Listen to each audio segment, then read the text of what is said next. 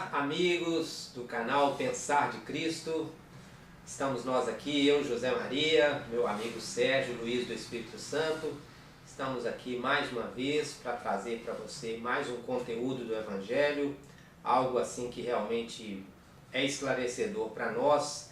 E conversando a gente tirou muitas dúvidas, foi muito proveitoso e queremos compartilhar com você este conteúdo.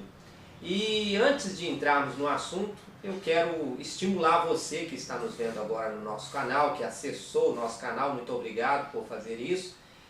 Gostaríamos que você seguisse adiante após ouvir o nosso conteúdo, que você possa dar um joinha, e se você ainda não é inscrito no nosso canal, se inscreva e também compartilhe esse conteúdo com seus amigos que você tem nas suas redes aí sociais. Compartilhe, se foi bom para você, se o conteúdo lhe edificou, se o conteúdo lhe trouxe esclarecimento.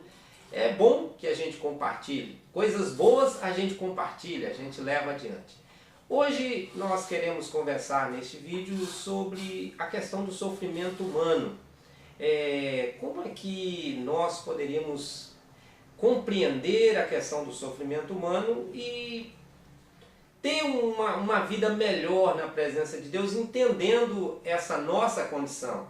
Uma vez que esse corpo limitado que nós vemos e as circunstâncias que nos cercam trazem assim prejuízos inestimáveis à nossa vida, tanto espiritual quanto física. E hoje, num bate-papo aqui com o Sérgio, nós vamos estar trabalhando isso. E quero deixar que o Sérgio dê uma palavra introdutória e a gente vai estar conversando de forma bem tranquila acerca desse tema. E como eu disse no início, espero que acrescente algo bom ao seu coração. E aí, Sérgio? Olá, pessoal. O texto que nós temos hoje na Bíblia, a Palavra de Deus, é um texto que está em 2 Coríntios, no capítulo 4, versículo 16 até o 18, que diz assim, que ainda que o nosso homem exterior se corrompa, nós temos o nosso homem interior, porém, se renova de dia em dia.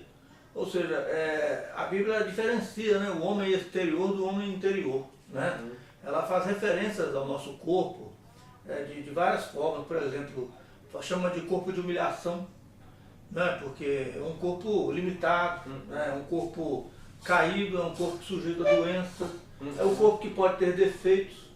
Na verdade que pode não, né, Sérgio? Nós somos cheios de defeitos. Sim, mas aí, no caso não são defeitos de caráter, defeitos físicos mesmo, No caso nós estamos falando da parte física. Então assim, a pessoa, por exemplo, que nasce com alguma anomalia, e que uma pessoa sofre um acidente também, o corpo dela se deforma, ou uma doença, que a pessoa sofre e acaba ficando com alguma sequela. Então ele é chamado na Bíblia, o nosso corpo, de corpo de humilhação. A referência também que a Bíblia faz, por exemplo, o apóstolo Pedro chama o nosso corpo de tabernáculo. Templo, né? Um templo. Por quê? Porque o nosso corpo, na verdade, ele é o receptáculo, o meio pelo qual nós, o homem interior nosso, se conduz pelo mundo. É o nosso veículo que nos permite nos conduzirmos pelo mundo. Te interrompendo, Sérgio, esse homem interior é a nossa parte espiritual, é o espírito do qual faz parte da nossa espiritualidade. Exatamente, porque o ser humano, ele não é aquilo que a gente vê no corpo da pessoa, O corpo é apenas o veículo pelo qual aquele espírito se locomove pelo mundo.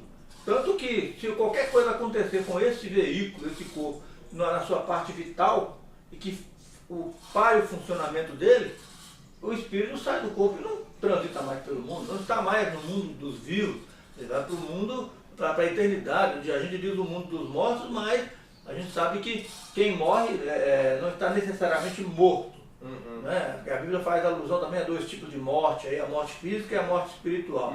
A pessoa vai para uma outra esfera, uma outra dimensão, a dimensão de Deus, onde o seu destino vai ser decidido por Deus. Então, na verdade, o espírito é sim o homem interior. E exatamente por essa questão de nos trazer tantas limitações, é que fala nesse texto aí que ainda que o nosso homem exterior se corrompa, o corpo, ele se corrompe de dia em dia, mesmo que não aconteça nada de errado, nenhum acidente, nenhuma doença, naturalmente ele vai se decompondo. né? Ele vai se desfazendo, e aí o que acontece? Isso gera angústia. Há uma busca imensa aí na ciência. As mulheres que o digam, né? As rugas já deixa preocupado. Exato, a preocupação com o envelhecimento, com os sinais das rugas aí, né? E os caroços que vão aparecendo no corpo da gente, e as pessoas vão procurando os médicos, dermatologistas para tirar as marcas e tudo. Tentar minimizar, né? Exato, minimizar os defeitos, né, dessa decomposição lenta e natural do corpo. E aquela angústia também, porque isso significa a aproximação do quê? Do fim. Do fim. Do fim da vida daquela pessoa aqui na Terra. Ela está lá no fundo, todo ser humano sabe disso, né? Que, como dizem aí, duas verdades, duas coisas são muito certas nessa vida, a morte e os impostos. Né? Muito certo. Então, por causa dessa angústia é que é tratado na Bíblia, aqui nesse capítulo, essa questão aí de que qual deve ser a nossa esperança. Isso. Né? Porque, por exemplo, nessa passagem, na sequência ali, o apóstolo Paulo, ele chama, por exemplo, as tristezas que nós temos nesta vida de leves e momentâneas. Olha só, parece até assim uma coisa sem sentido, até uma espécie de sadismo, de insensibilidade, já que tanta gente sofre coisas terríveis, né? Ele fala assim: pois a nossa leve e momentânea tribulação produz para nós um peso de glória muito excelente, acima de toda comparação. Então ele está tentando mostrar ali que a angústia que nós temos, a angústia existencial, com a nossa finitude, com o fato do nosso corpo ser um corpo caído, um corpo defeituoso, um corpo que se desfaz a cada dia, há uma esperança e nós temos que nos aferrar, nos apegar a ela. A esperança do Espírito. Né? Porque se não for assim, o que vai restar? Né? Se a pessoa que se apega, por exemplo, aí, essas pessoas muito vaidosas, artistas de cinema, né, que vão se cuidando, mesmo os homens também são vaidosos, nesses dias então, de metrosexualidade, né? Os homens estão muito vaidosos, cuidando do corpo e tudo. Não que isso seja ruim em si mesmo, mas se a pessoa não tiver essa âncora da alma, se ela não tiver essa esperança de que a aproximação da sua morte significa também a aproximação de uma nova vida, ela vai se tornar uma pessoa angustiada, uma pessoa triste.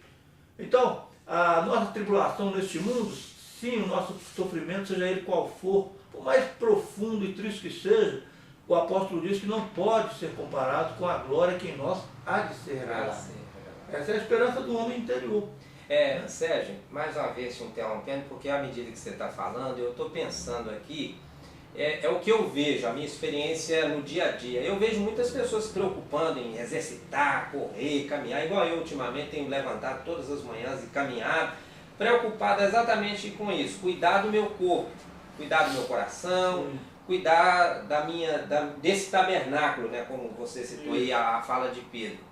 Mas a gente tem que ter esse cuidado, mas dentro do que você está dizendo, a gente também tem que entender que nós somos também a dimensão espiritual e que essa dimensão requer também o mesmo cuidado ou até maior que a gente tem com o corpo, não é verdade? Exato. Até uma passagem muito interessante na Bíblia, até assim, controversa, né? Para esses tempos, porque o apóstolo Paulo escrevendo ao pastor Timóteo, que ele fala assim: o exercício físico para nada aproveita, para pouco aproveita, na verdade ele diz. A piedade em tudo é proveitosa, tendo a promessa da vida presente e da que há de vir.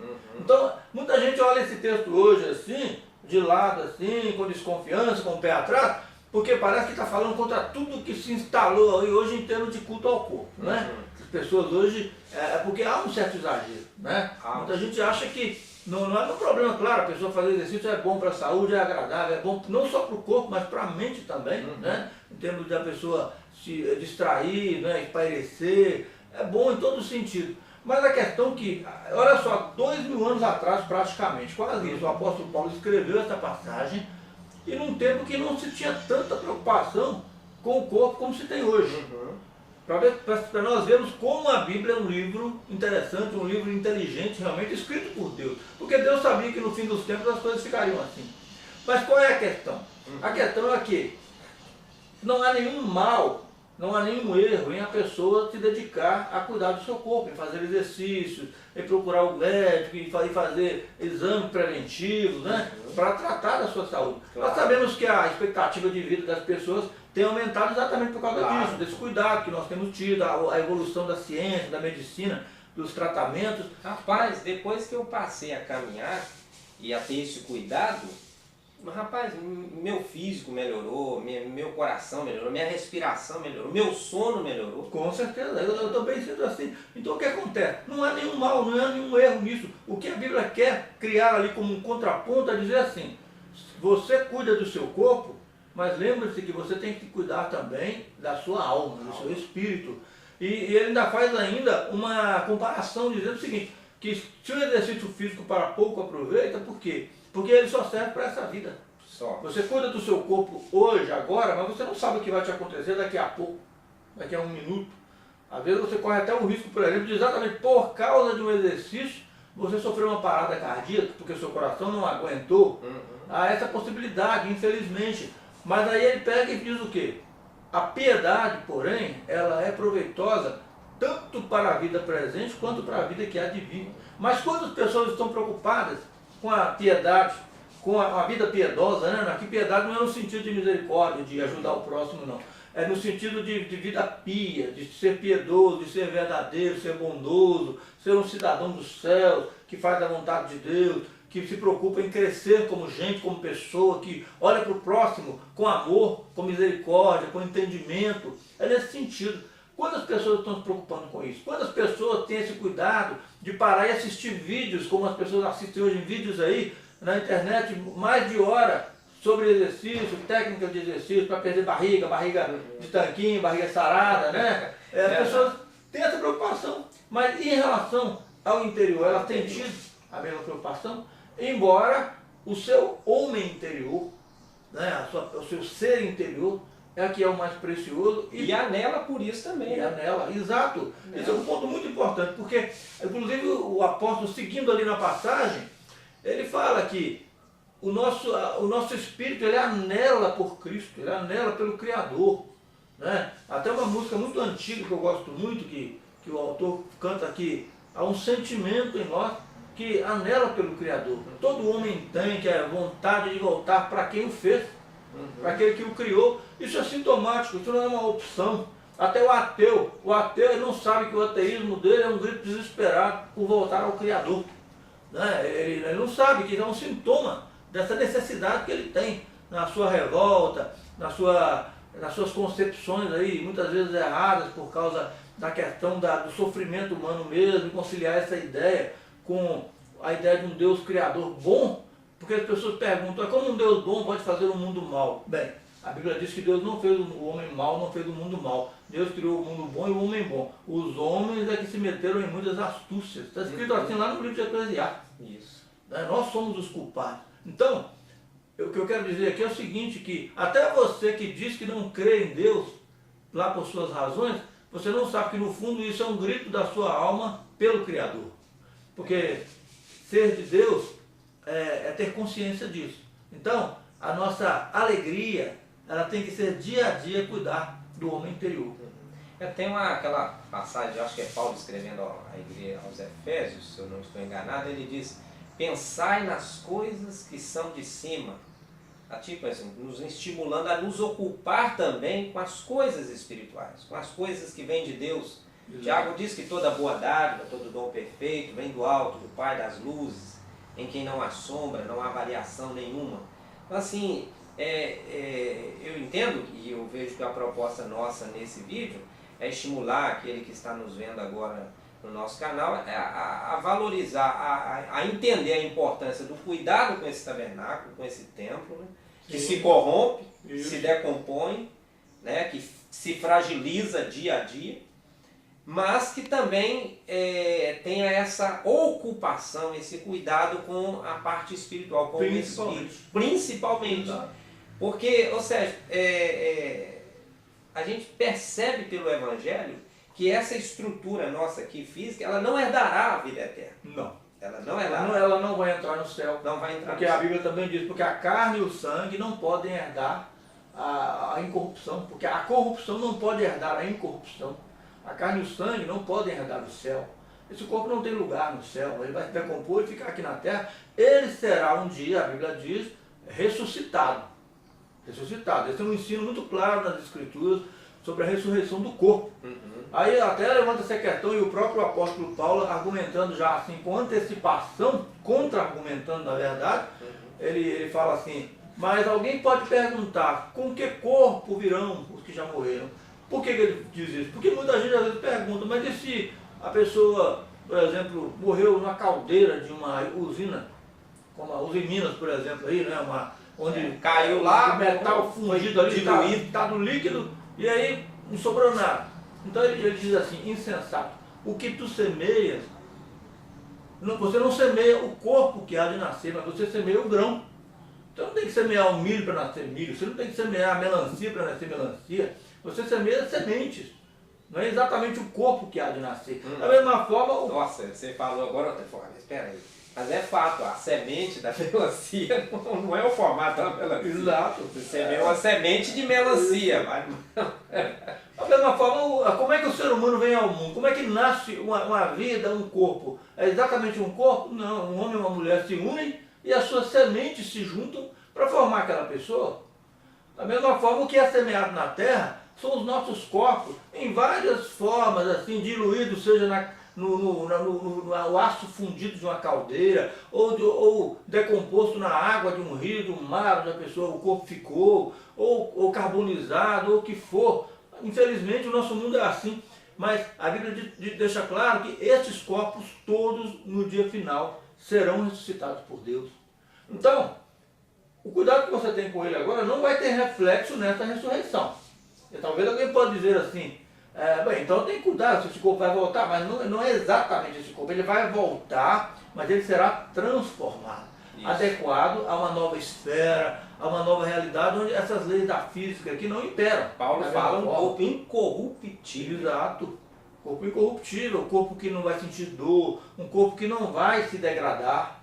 Né? Então, a questão toda é a seguinte, você pode cuidar do seu corpo e deve, da sua saúde, mas mais para você ter qualidade de vida.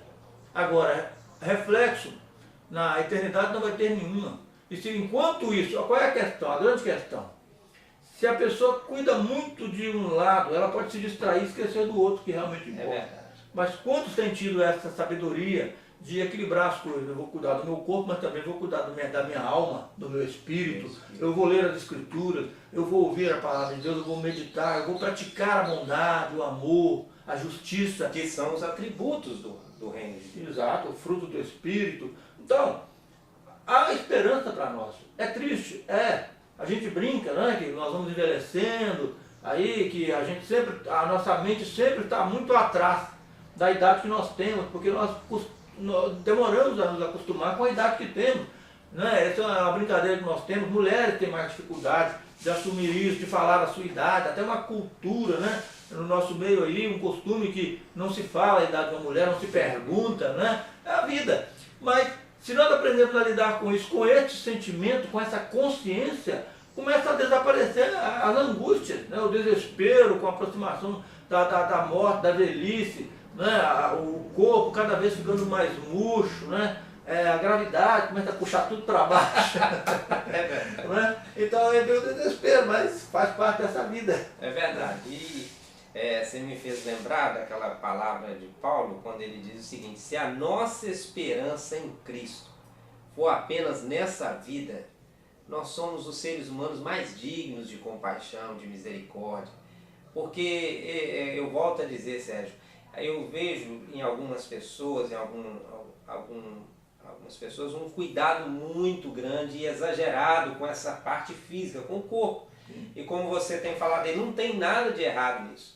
Desde que esse mesmo esforço que as pessoas empreendem para cuidar do corpo, do seu templo, né, até para aparecer um corpo bonito, sarado, abdômen tanquinho, aquela coisa, que ela desenvolva o mesmo esforço na direção de edificar o seu espírito, de buscar o fortalecimento espiritual, de investir na parte espiritual. Exato, e olha só que interessante, né? É bonito ver uma pessoa com um corpo bem cuidado. É bonito. Que se exercita, né? Que a pessoa que malha, que a gente vê uma gordura sobrando pelo corpo e tudo. É bonito, músculos no homem, né? Uma mulher com um corpo todo bem definido e tudo. É bonito de se ver.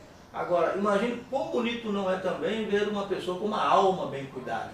Isso. Um espírito bem cuidado, uma pessoa moderada, uma pessoa sábia, que sabe a hora certa de falar as coisas, a hora certa de se calar, sabe proceder diante de crises, diante de confusões, de desavenças, né?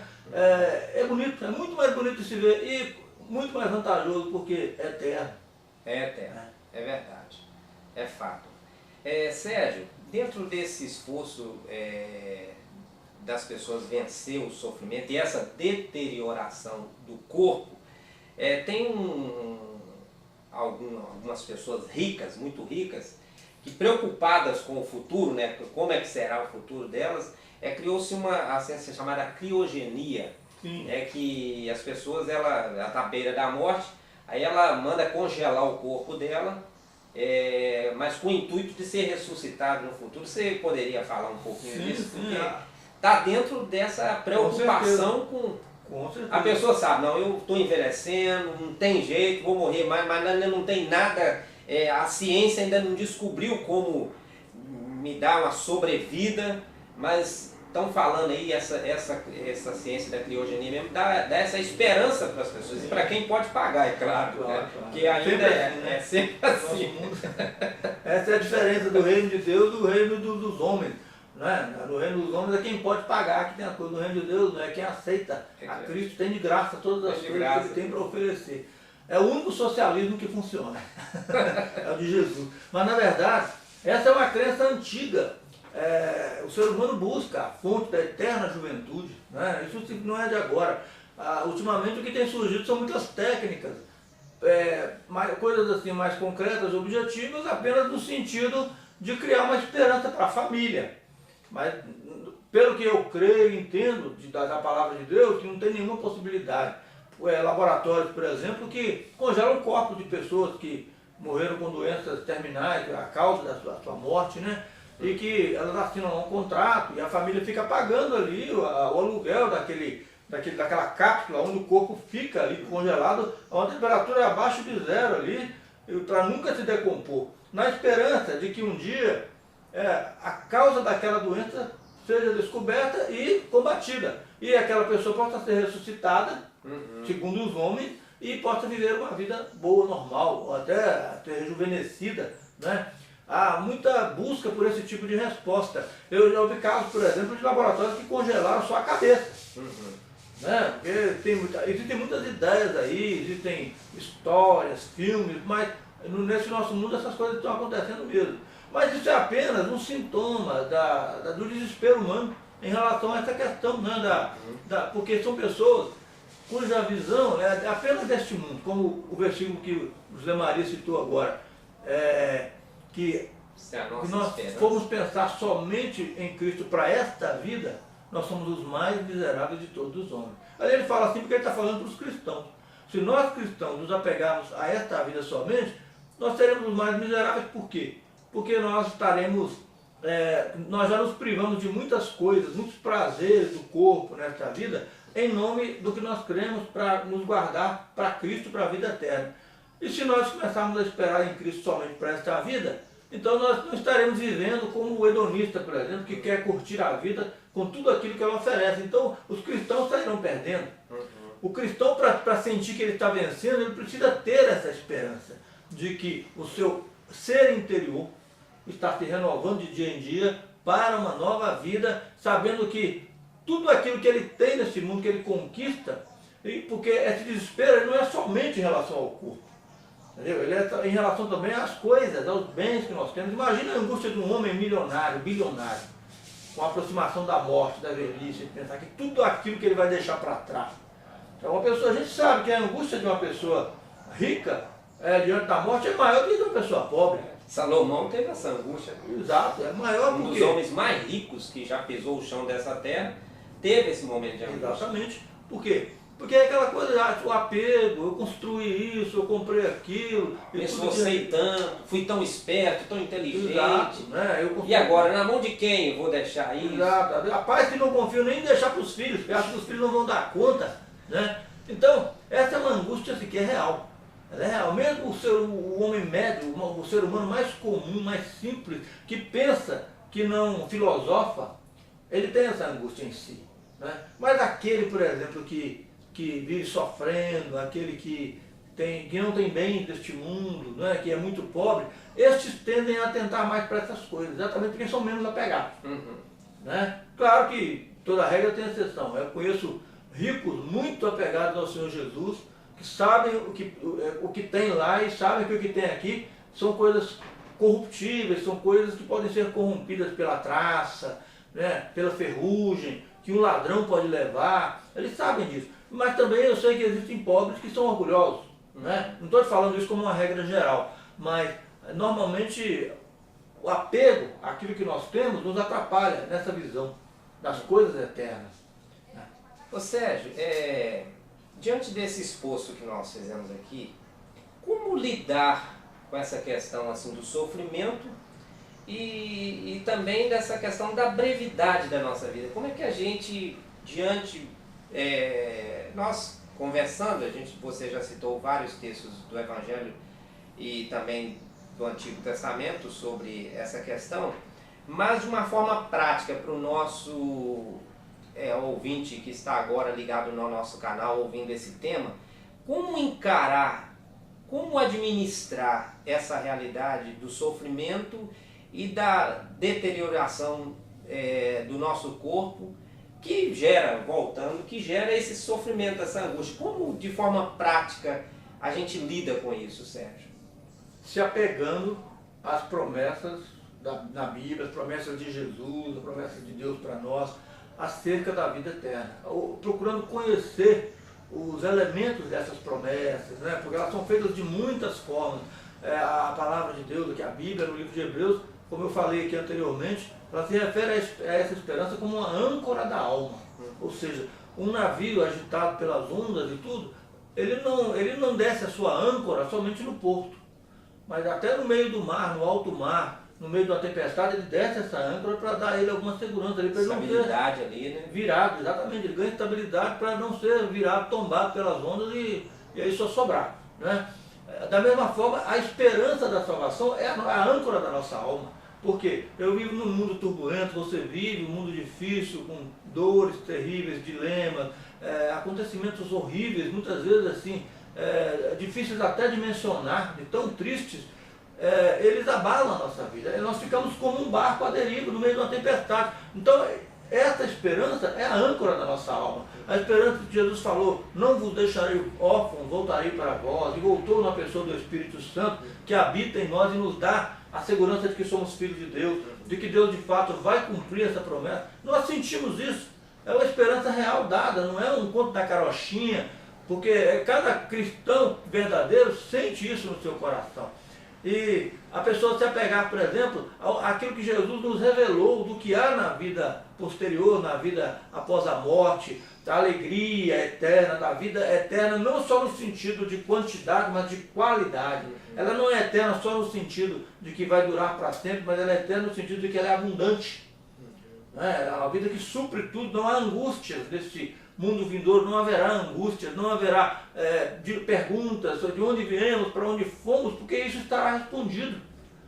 Né? Na verdade, quem conhece desde já aquilo que Deus tem ensinado na Bíblia, ele já começa a ter essas respostas para essas perguntas que são feitas há muitos séculos aí pela filosofia, né? Acerca da origem do homem, do ser humano, do destino, do qual o sentido da nossa vida. A Bíblia tem respostas para essas coisas. Então, se eu sei que o meu apagar aqui nesta vida significa o meu despertar para uma nova vida, num local, num lugar perfeito, que é o céu de Deus, eu me sinto realmente seguro. Não importa o mal que vem, as ondas que vêm desta vida, de tribulações, sofrimento, eu vou vou me sentir seguro sempre. Ainda que eu me olhe no espelho e veja que o meu rosto está ficando cada vez mais enrugado, o meu pescoço, o cabelo né? caindo, as minhas mãos, porque não tem jeito de disfarçar as mãos, não existe cirurgia plástica que disfarce. Não tem jeito, as dores que a gente sente, né? As pessoas vão percebendo realmente a degradação do corpo.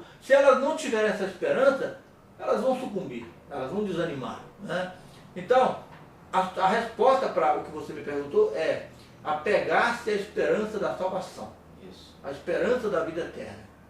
Aí isso vai de acordo também no início, você citou Paulo escrevendo ao pastor Timóteo, e eu tinha lido essa semana, e por 2 vezes ele fala de forma enfática com Timóteo: exercite-se na piedade. Exato. Essa passagem é o contexto antecedente do versículo que eu citei, porque ele fala, exercita-te na piedade. Aí ele fala, porque o exercício físico para pouco aproveita, mas a piedade em tudo é proveitosa, tendo a promessa da vida presente e da vida de vida.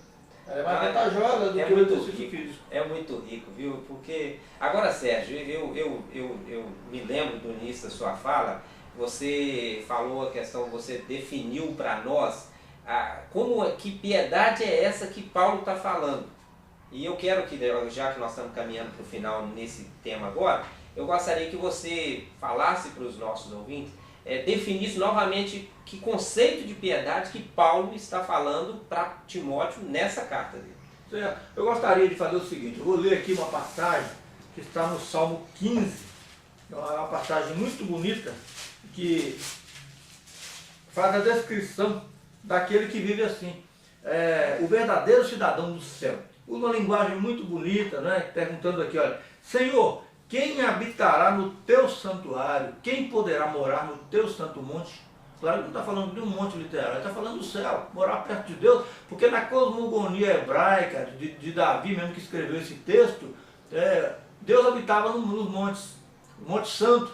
Então ele pergunta, quem vai habitar no teu santuário, no teu santo monte? Aí ele responde, aquele que é íntegro em sua conduta e pratica o que é justo, que de coração fala a verdade, e não usa a língua para difamar, que nenhum mal faz ao seu semelhante e não lança calúnia contra o seu próximo, que rejeita quem merece desprezo. Aliás, eu quero parar para dizer que há muito cristão nos últimos dias honrando gente que merece desprezo.